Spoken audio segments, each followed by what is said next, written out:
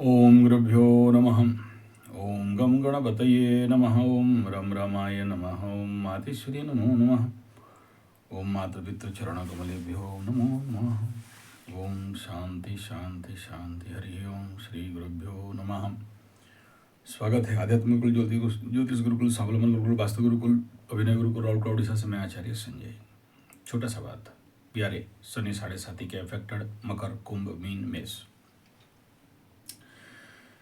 शनि बाबा mean राशि में जाने के बाद क्या क्या घटना घटेंगे उसके ऊपर तो बहुत सारा बात है। माइक्रो लेवल पे उसका विचार विश्लेषण कई वीडियो में दे चुका हूँ। और मालिका शास्त्र के अनुसार भी मीन राशि का शनि क्या क्या करेगा, क्या क्या परिणाम होंगे, ये कई वीडियो में आ चुका है। जिसमें सबसे पहला मीन राशि में मालिका शास्त्र के अनुसार जो बात बताए गए हैं, और ये 7.5 वालों को ही क्यों बोल रहा हूँ, इसके पीछे क्या रहस्य है। और सबसे पहला इसलिए क्योंकि 7.5 का ये जो इम्पैक्ट है, ये जो इफेक्ट है, और 2025 से 2027 इसको अगर मालिका शास्त्र के अंदर हम लोग अगर फलित करते हैं तो एक ही चीज़ आता है, वो है रोग, बीमारी। और इसके ऊपर मालिका शास्त्र में मीन राशि का शनि और मालिका के जो प्रलय का परिस्थिति सृष्टि होगा उस समय उसका समाधान जो बताया गया है, उसमें 4 प्रकार के जड़ी बूटी को बताया गया जिनको खाने से आपको लंबे समय तक कोई भी बीमारी नहीं होगा। और 3 प्रकार का जड़ी बूटी को बताया गया जिसको खाने से कोई भी प्रकार का भूख नहीं लगेगा। क्योंकि मीन शनि में जब शनि बाबा जाएंगे और गुरुवार का दिन अगर जाते हैं, मतलब ये कुछ लोग का मतानुसार 600 साल पहले और कुछ लोगों का मतानुसार 1300 साल पहले लिखा गया था मालिका शास्त्र। तो उसमें मीन शनि का मालिका में जो बताया गया है, ऐसे तो एस्ट्रोलॉजिकली मीन में शनि जाने से क्या क्या होता है कई बार वीडियो में बातचीत हो गया है, लेकिन मालिका कह रहा है कि सबसे पहला जब यानी कल की अवतार के अंत समय का सिग्नल मैं कई सारे वीडियो में दिया हूँ, उसके अंतर्गत आपको अगर यह शनि अगर कलयुग का अंत समय का शनि हो रहा है तो कैसे पता चलेगा। 1 नंबर, गुरुवार का दिन होना चाहिए। मीन में शनि जाने के लिए गुरुवार का दिन हो और उसमें 13 दिन का पक्ष होना चाहिए। और मिथुन मास, आषाढ़ मास, गुरुवार का दिन मिथुन मास यानी सूर्य भगवान मिथुन में होना चाहिए। तो कभी ये एक थेसिस थ्योरी है जो मालिका शास्त्र में मैं, क्योंकि कई सारे मैं आपको पुस्तक दिखाया हूँ, कई सारे टेक्स्ट दिखाया हूँ, थोड़ा सा यहाँ पर एक मतलब क्या बोलते हैं, कॉन्फ्लिक्ट है। एक थ्योरी यहाँ पर मैच नहीं कर रहा है।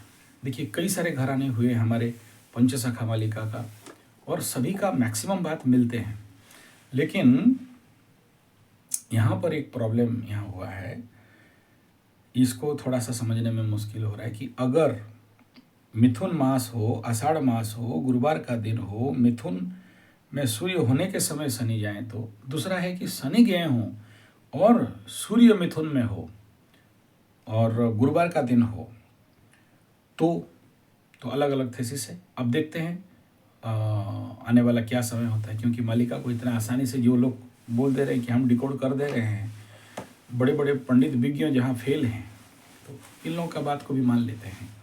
क्या होगा वो तो समय बताएगा, लेकिन क्या क्या सिग्नल्स होंगे, क्या क्या सिम्टम्स मीन राशि में शनि जाने के बाद। पहला है, पूर्व और पश्चिम दिशा से भयंकर उल्कापात हो सकते हैं। तो समझना कलयुग का अंत का मालिकाकार सही लिखे हैं। इसमें जो चारना होता है 25 पैसा, आठाना होता है 8 आना होता है 50 पैसा, उसके बाद 16 आना होता है 1 रुपया, 10 आना तो आप हिसाब कर लेना। तो वहाँ से अगर 10 है तो वहाँ से 6 लोगों का मरने का योग रहेगा। दूसरा यह है कि पश्चिम दिशा से उल्कापात के साथ आकाश से के खून का बारिश होना, रक्त वर्षा होना, ऐसा लगे कि यहाँ पर कोई दैवी शक्ति किसी को मार के खून गिरा रहा है। और नेक्स्ट पॉइंट होगा, अगर ये मालिका शास्त्र के अनुसार एंड पार्ट हो तो ये रहेगा कि आकाश से घोर शब्द होना, ऐसे शब्द जिसको सुन के बहुत सारे लोगों का दिमाग कोलैप्स हो जाएगा, मर जाएंगे। और पश्चिम दिशा से भी, आप जहाँ रहते हो उसका पश्चिम दिशा से या फिर वर्ल्ड का पश्चिम दिशा से या भारत का पश्चिम दिशा से घो शब्द आना, समंदर के अंदर से शब्द सुनना कि समंदर से कुछ, लेकिन पता नहीं चलेगा कि कहाँ से शब्द आ रहा है। और ऐसे शब्द होगा जिसमें आप जिस धरती में खड़े हो वो भी थरथराएगा, कांपेगा। और हर एक मंदिर में माँ दुर्गा लगे कि एकदम जग गई हैं खंडाखर पर धारण करके। और यहाँ पर दूसरा ये होगा कि इसी समय युद्ध प्रारंभ हो जाएगा विश्व में। बाकी लोग जो 13 टोपी वाला देश है, टोपी वालों का 13 देश मिलेंगे, चाइना को उकसाएंगे, युद्ध करेंगे। और एक थ्योरी ये भी है कि यहाँ सभी को परेशानी होगा, लोगों को खाना नहीं मिलना, ये तो ऑलरेडी बता दिया हूँ। और मरुड़ी, जैसे मरुड़ी उड़िया शब्द है, मतलब खाना नहीं मिलने वाला जो शब्द है। उसके बाद बहुत जोर से लोगों का गर्मी से मृत्यु, जल अभाव से मृत्यु, भोजन से मृत्यु और एक दूसरे के साथ युद्ध में मृत्यु। नेक्स्ट है, यहाँ पर एक और इम्पोर्टेंट बात बताया गया कि कोई विदेश राष्ट्र द्वारा हमारा भारत फिर से पराधीन होगा, ये तो समय बताएगा। एक शास्त्र बता रहा है कि रसिया के माध्यम से भारत शासित होगा, या फिर रसिया का जो कम्युनिस्ट शासन है उसके माध्यम से शासित होगा, इस प्रकार का थेसिस है। अब ये क्या होगा वो तो समय बताएगा। नेक्स्ट सिम्टम यहाँ पर मालिका शास्त्र के अनुसार बताया जा रहा है, भारत में राजा शून्य हो जाना, यानी कोई भी पॉलिटिकल पावर नहीं आना, लीडरशिप में नहीं आना। और भक्त सारे जितने भी जिनको कि मालिका शास्त्र के अनुसार भक्त कहा जा रहा है, ये लोग बहुत डरेंगे और डर के कल के भगवान को स्मरण करेंगे। और इस समय राजा भी मरेंगे और प्रजा भी मरेंगे, जो भी लीडरशिप में रहेंगे वो सब मतलब जितने आज जो बड़े बड़े भाषण ठोक रहे हैं ना, वो सब चौबीसी ओबीसी सब खत्म। नेक्स्ट है, सारा दुनिया में एक प्रकार का हुलस्थुल या एक प्रकार का वाइब्रेशन, एक प्रकार का बॉबलिंग, एक प्रकार का अशांति। कोई एक भी आदमी शांति में नहीं रहेगा ड्यू टू वो साउंड आधा लोगों को दिमाग खराब करके पागल करके मारेगा।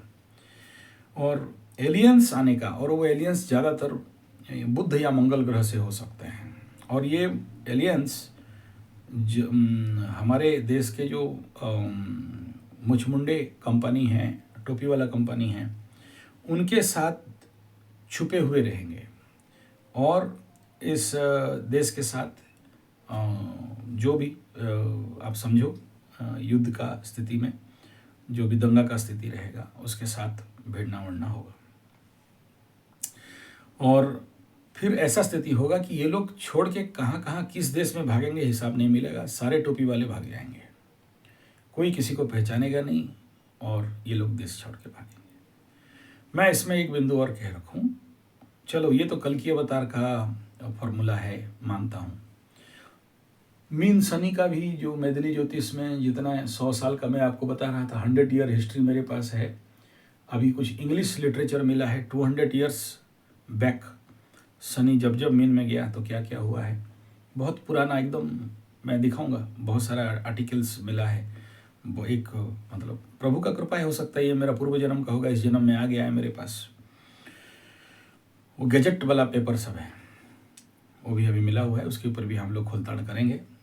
समय हुआ तो, थोड़ा सा समय का कमी है, बहुत सारा कुंडली देखने का अभी भी पेंडिंग पड़ा हुआ है, 9 दिन तक का पेंडिंग चल रहा है। ये शादी और घर प्रतिष्ठा अभी शुरू हो गया है, और मेरे को आज भी गया था, एक मकरू बुलाया था तो आशीर्वाद करने गया था और शांतिकरण के लिए गया था, और एक घर प्रतिष्ठा भी ऐसे ही था, तो वो सब के कारण थोड़ा टाइम नहीं हो रहा है।